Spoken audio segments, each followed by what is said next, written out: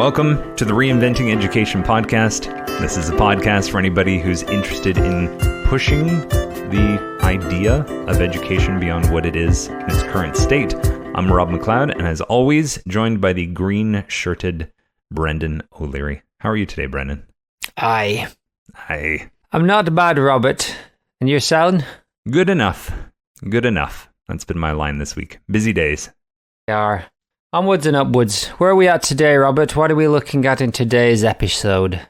Well, let's begin with what has become a habit for us, which is basically to say, if this is your first time listening in, we would recommend that you go back to our 50th episode entitled Start Here 2.0, a map for reinventing education, because there we lay out kind of all the terminology that we'll be using in this episode. So where we're at today is we've got this idea that there's three kinds of school: traditional school, mainstream school, and progressive school. Right now we're digging deep into the nuts and bolts, all of the details of what a mainstream school is. And we are now at the point of looking at staff. So both the staff structure, but also the staff ethos, like kind of the internal ideas of what you might hear in a mainstream school. Or probably more so, you're never going to go to a school that's entirely traditional or entirely mainstream or entirely progressive. What you're more likely to get is a bit of a salad bowl mix of all three of those schools within one building. And more so, a mix of teachers that are more in alignment with a traditional approach, a mainstream approach, or a progressive approach. And what we're trying to dig into today is looking at the mainstream approach to school and to look at kind of the software or like the beliefs, the wiring, the ethos of teachers who might be more in alignment with a mainstream school. Anything I'm missing there? Only that maybe we could look at this as the culture, the internal culture, the relationships between the staff. Yeah, the shared beliefs. Not so much the relationship, the shared beliefs, not so much the relationship with the students, the teacher-student relationship, or even with parents. We will come to that later, but the internal set of beliefs and culture between staff at a school, the team. How does the team operate? And in a mainstream school, it very much is a team.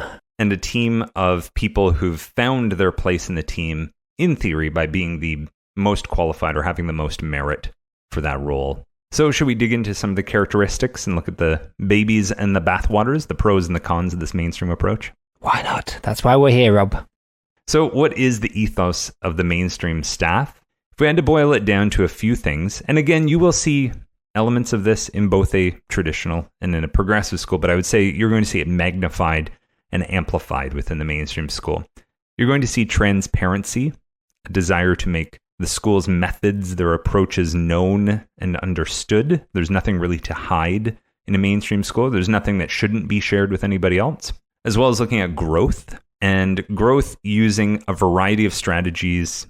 Essentially just the idea that a staff member's potential, our potential, is always on the table to be something that could be grown and developed. It's a team effort, but with skilled individuals and a move towards more specialization within the school in terms of the roles. The world of education for mainstream staff is a world of opportunity and change and growth. It's a team that has a goal, looking to accomplish that goal effectively, efficiently, and looking to see results. And continuing the team kind of analogy, there's a lot of internal competition within the team, but in its most positive form, it's a healthy competition where team players realize that supporting each other makes the entire team stronger and the organization stronger. One of the big ideas within a mainstream school is also that disagreement is absolutely acceptable. If you disagree with somebody else that you work with, as long as you can bring your argument, preferably a logical one backed up with some data, you'll be listened to and heard, and your idea is as likely to be accepted as anybody else's is, should you present it in a way that the team accepts that it is the best route forward for growth and achievement. And there's a chance, if you're kind of new to listening to us, you might just be thinking like, well, of course all of these things sound totally acceptable. And yeah, we'd agree degree within the mainstream school, this makes sense. We are, in our narrative, showing how this is not the case, though, in the previous version of school, in the traditional school, where there's more of a desire to keep what happens in the school closed within the school and not have that same degree of transparency. And, there's common sense and traditional ways of doing things. And,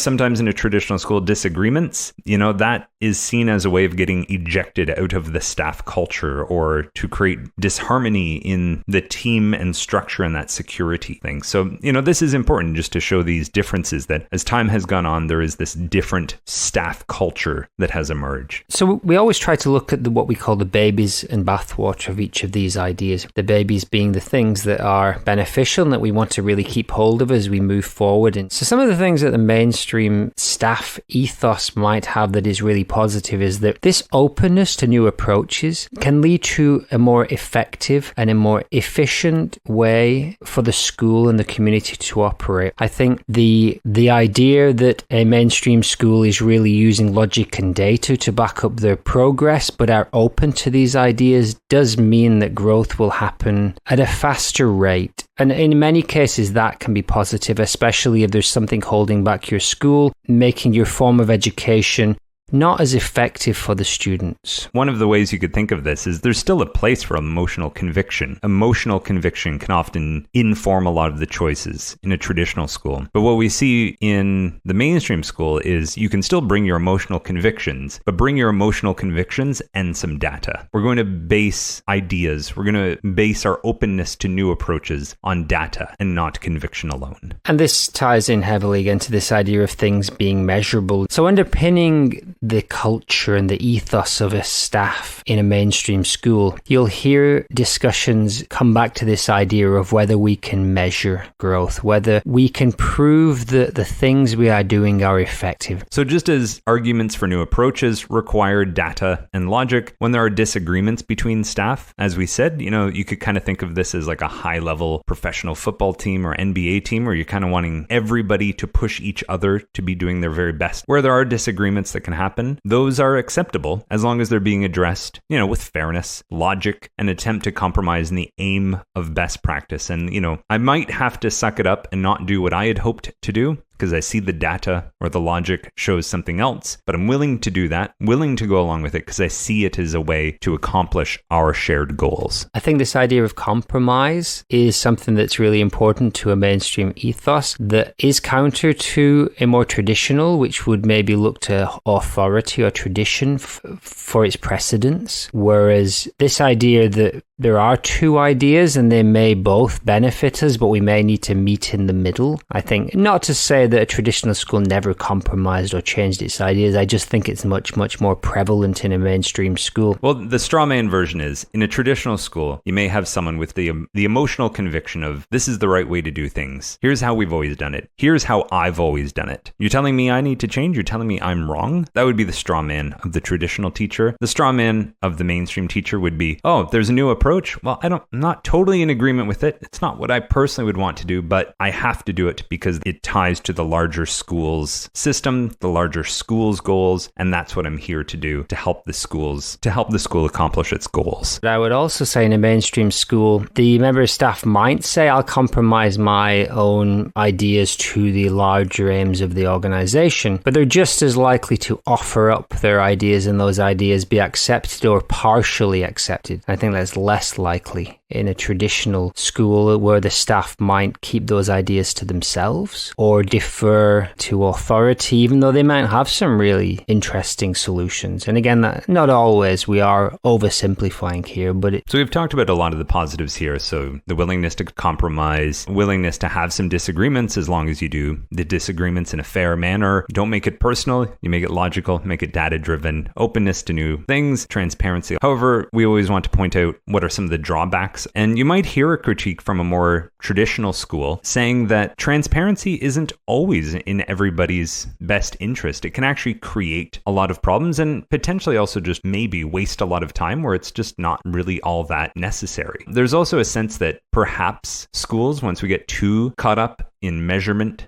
too caught up in progress, too caught up in recording, assessing. It becomes too cold, less human, and non-emotional, and very much by the book, and can begin to feel less like a family, less like a community, and bringing in more of that assembly line kind of feel of, hey, teachers have a goal, teachers have objectives they have to meet, that's what we're doing. That is certainly going to take precedence over any other possible priority. And I think we could hear this from either a more progressive school staff or a traditional staff, that the mainstream school being very bureaucratic and having manuals and policies for everything, it's slowing down how individuals can move, and it's maybe putting barriers in the way of new ideas. And a progressive teacher might say, we just want to do it, I just want to get in here, I want to try this idea, and you bringing in these mainstream systems that means that I have to do several steps before I get there is actually stopping me from going ahead. Of course, the mainstream school would argue this builds sustainability and means that we're able to consistently provide these ideas and opportunities, but still it can feel like all of these endless discussions and all of the processes are actually stopping us from getting in there and doing what needs to be done in the moment. Yeah, and on the flip side of that, almost the other extreme, you may hear a critique from the traditional minded teacher saying like, it seems like there's just constant change here. Like we're using our classrooms as a laboratory, constantly just seeing what works and measuring these effects and all this stuff. And nothing's really getting rooted here in the school. And one year the kids are getting this, and the next year we totally change this. And it's one of the most common public critiques of the school system is this idea of the pendulum that takes something like writing, and for a few years it's,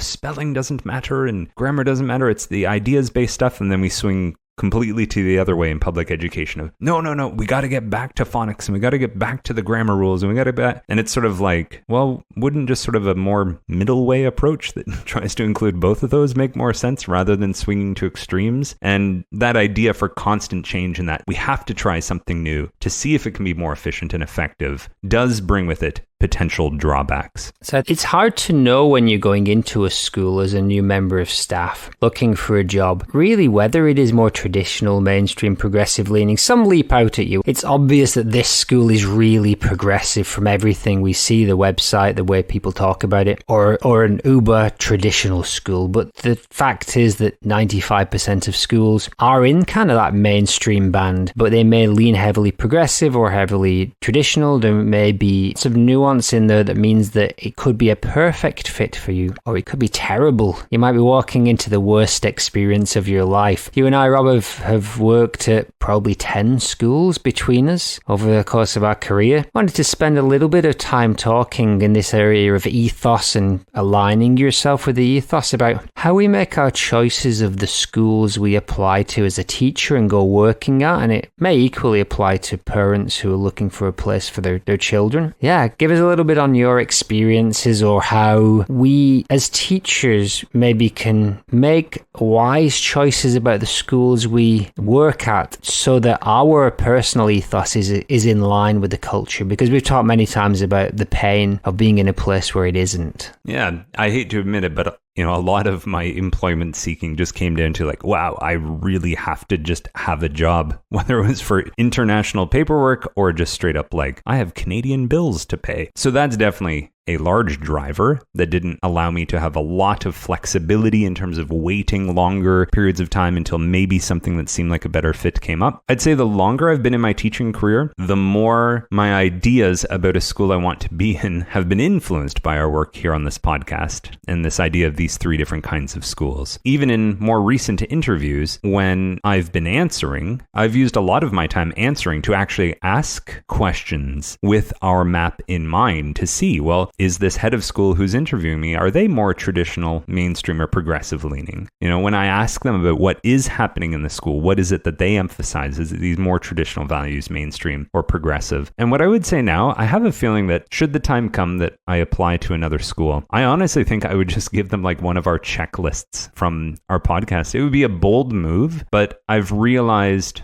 that either you do know this up front moving in, or you have a painful first year, painful first few months, potentially painful entire existence in a school, realizing that you are or you are not in alignment with the staff and school cultural ethos? It can be very difficult to view, first of all, just need a job. The majority of times we don't have the luxury of waiting it out, but we still try to make those wise decisions. And many of the schools I've worked at, I've thought, fantastic. There's always things to change, but made the right decision. But the hard thing is that usually you get to talk to one person from the school. You might be lucky enough to go have a look around the school or have a chat with some of the staff. Maybe the website gives you some ideas, but you're working with really, really limited ideas. And even yourself, as you said, Rob, we've got lots of background on these types of schools, and in theory that should help us to work out a little more of the schools in line with where we want to be. But still, it's so hard, because is the person you're speaking to, are they actually representative of the school in that way? I mean, every school and every person applying for a job puts their best face on,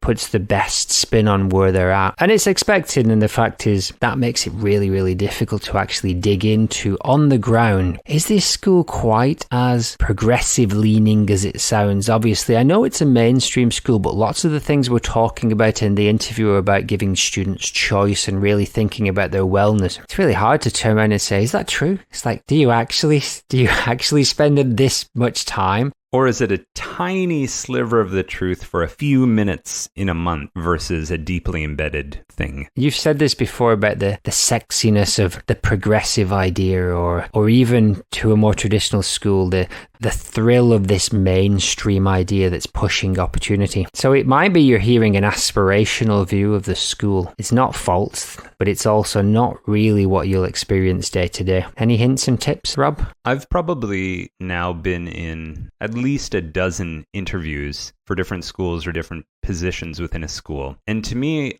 regardless of country, regardless of private or public sector, regardless of primary or secondary, I feel there's basically been 5 questions I've been asked in every single interview. Some basic question about classroom management, some kind of question about a certain specific subject, often math. A question about, you've got that difficult student, that kind of a question. What would you do with them? And yeah, 1 or 2 about like, give us an experience where you either accomplished a goal or overcame a challenge with a student. Those kinds of questions. So those are the questions I've been asked, which makes me think there's this very like monoculture approach to hiring, even though the schools themselves have been radically different schools. It was interesting to me that there's sort of this generic entry process. As far as actual tips go, I would just say if those are the questions you're being given, at least for myself at this point, I would express my personal preference, which is, something that's going to lean more progressive, more post-progressive, but then be able to say, or rather ask, but would an approach like this, a more traditional approach, or approach like this, more mainstream, would this be more in alignment with what is currently happening in the school? And I would use a lot more of my time questioning and checking in with the actual school culture. And I will say there was an interview where I did that very explicitly, and I was offered the job. I chose not to take it for a variety of reasons, but they really appreciated that I was checking in. So for me, it was like, okay, that, at least in that context, seemed to be a really effective strategy. One question that as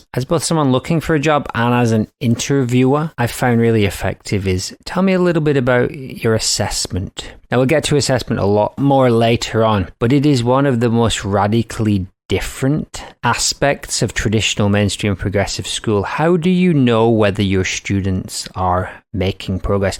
Basically, trying to look for questions like that really highlight the differences between the schools. But it's really hard. It's hard to get those little details that'll give the game away. I think, in short, one of the drawbacks of this, as we were starting to say, is just in the mainstream school, people are trying to get a job and there's a game, a filtering system, an interview process to get it. And winning the game of getting the job and winning the game of being an effective team member are 2 different games. And you might be really good at winning the get the job game, but you might, once in the role, not be as strong as the actual being a functioning member in the team game, and vice versa. Sadly, the people who may have been the best choice for the team didn't win the get the job game. Yeah, because I think in many cases an interviewer may be trying to fill a specific role inside the school and not necessarily be looking for the person that brings the ethos. The ethos is not always the first thing on the mind of the person who is making the decision about the employment. In many cases it is. I mean, when we're talking about who to employ in our school, of course it's about having a balance between does this person fulfill the roles and have the competencies, but also would they be a good fit for the school. The better schools, whichever traditional mainstream progressive would ask that question. We talk about the quadrants and the ways that we can analyze a school, and it's not just about whether someone can slot into the systems or has the actual skills. It's also about can they fit into the culture and the ethos. Will they build that side of the school that's equally or arguably more important? So we've talked about the ethos of a staff. I think it's time to move on to discussing the actual structure, the actual hierarchy, the system of the staff itself. And if we go back in our narrative and you look at the traditional school, of course,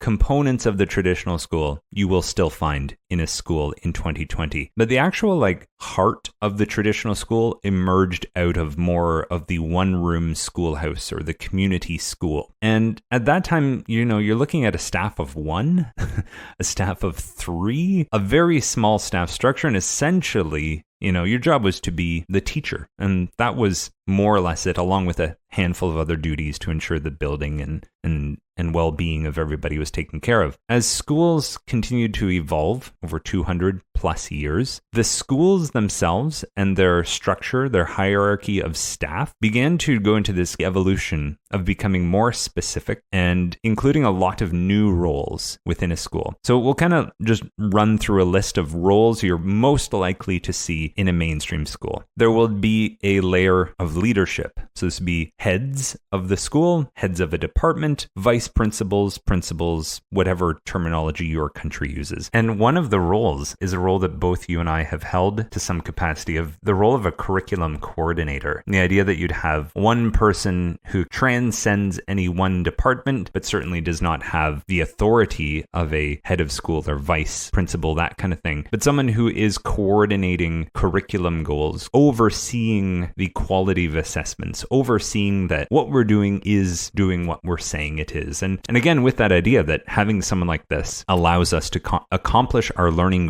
goals more efficiently and more effectively, then you'd have a layer of teaching staff. Now, within that teaching staff, there are further subdivisions. You might have specialist teachers for a certain subject. You might also have generalist teachers, probably more so in primary school, where it's one teacher who maybe stays with the class and teaches their languages, their math, their science, their art, etc. Also within this teaching group, you may have interns, student teachers who are going to become teachers who are integrated into the staff while they are there and may actually have some real duties within the school. We also have the layer of the clerical administrative staff or office staff. We may have cleaning and kitchen staff. We may have pastoral care, and maybe this pastoral role overlaps with some of the teaching or even leadership role. In pastoral care, we'd have clubs within school, sports within the school, clubs before or after school, outdoor trips, these kinds of things. Again, another subcomponent of this teaching layer would be the SEN teachers, so like special needs teachers. There might be an educational psychologist, career counselors, or emotional counselors, possibly even nurses within the school. And then as well, again, within this teaching layer, the support staff, having teaching assistants, language support teachers, teaching assistants who are there for students with special needs, specifically as like one-on-one care. There's this wide range of roles that you'd see in a mainstream school. I would argue you could probably go to almost any school in 2020, and you're going to see most of those within a mainstream school or within any school that you would go to. I think that's an interesting point, that traditional mainstream and progressive in 2020 is likely to have very similar roles in a lot of ways, but you may see more, especially more of the pastoral and special ed kind of roles emerging in progressive schools. We talked about the one-room schoolhouse, which literally had one member of staff with one role. It's never quite been as simple as that, but the evolution of leadership and the evolution of teachers seems to have unfolded in a relatively logical way. We added more and more students, therefore we needed more and more teaching, and as more students went into higher education, universities became more of an expectation. Of course, in high school and junior high school, we separated classes more. And you might, if you're lucky in a bigger high school, have something as specific as astronomy or statistics. This kind of branching out as schools got bigger and gave more opportunities for students. And of course, office staff would grow as schools became more bureaucratic and more communication was necessary, especially in private schools where fees and such are applicable. But I think what's interesting to look at is the development of that pastoral and special needs staffs. And in the 70s, we've talked about this a lot. There was a couple of periods where maybe progressive education got a little bit of time in the sun. Arguably in the 1930s in the States, there were little pockets. In the 1970s, especially in Britain, there was a little bit of a swing towards a more progressive education. And I think this is where the idea of these pastoral special needs teachers, support staff kind of came out. And I know in Britain, we had a Labour government that really promoted the idea in the 90s of classroom assistants and investing and seeing school as a way to maybe balance out some of the socioeconomic kind of disadvantages that people might encounter. But as the pendulum swung back more mainstream, these roles didn't go away. They became more ingrained in the school and probably more defined. So if I think of those wraparound care, that pastoral before and after school clubs, they're really, really common in Britain. In fact, they're basically offered in mainstream schools across the board. They're essentially there to allow working parents to have somewhere for their children to go from like 8 a.m. till 6 p.m. So even if they did emerge from maybe a more child-centered, progressive mindset to give children and families more of a meaningful education, I think very much now so they're actually performing a different function. Agreed. And really the idea of having, the most qualified person for the job and the person who is actually getting the results be the reason that you hold a position in the school, and all of this specialization, it just allows us to have people's expertise being used, and also allows staff to have a wide range of choices within a school. So there are more opportunities for staff within a school, in a mainstream school, compared to a traditional school, because of this proliferation of specialization. One thing I was going to kind of touch on was the idea of the emergence of the special needs teachers and psychologists and counselors. These emerged from a period of time where it was more left-leaning, but they quickly became more mainstreamized. Yeah, I think the special needs education, for example, it can be done for many different reasons. And I would say that most often the focus I have seen has been, what area of the curriculum is this student having the biggest difficulties? Well, let's create goals based around curricular achievement for this student. So the idea that SEN special needs education teachers can be there for a variety of reasons, but I would say you see those special needs teachers within a mainstream school because they are there in order to further the goal of curricular achievement and curricular success. And I would say on that you're more likely to see a school with a SEN teacher than a counselor in Britain, for example, especially primary schools. And if you get into secondary schools or junior high schools, and they do have a counsellor, you're still more likely to see an SEN team. And that does kind of show that the leaning is more towards the academic side and supporting academic growth. If you went to a more progressive school, you might be more likely to see counsellors. And an educational psychologist, if you've got one of those in your school, you're very lucky. A very valuable member of staff. It's at almost every school I've been at, we've had to organise to get an educational psychologist in. They are rare in the world of education, but they ideally work in conjunction with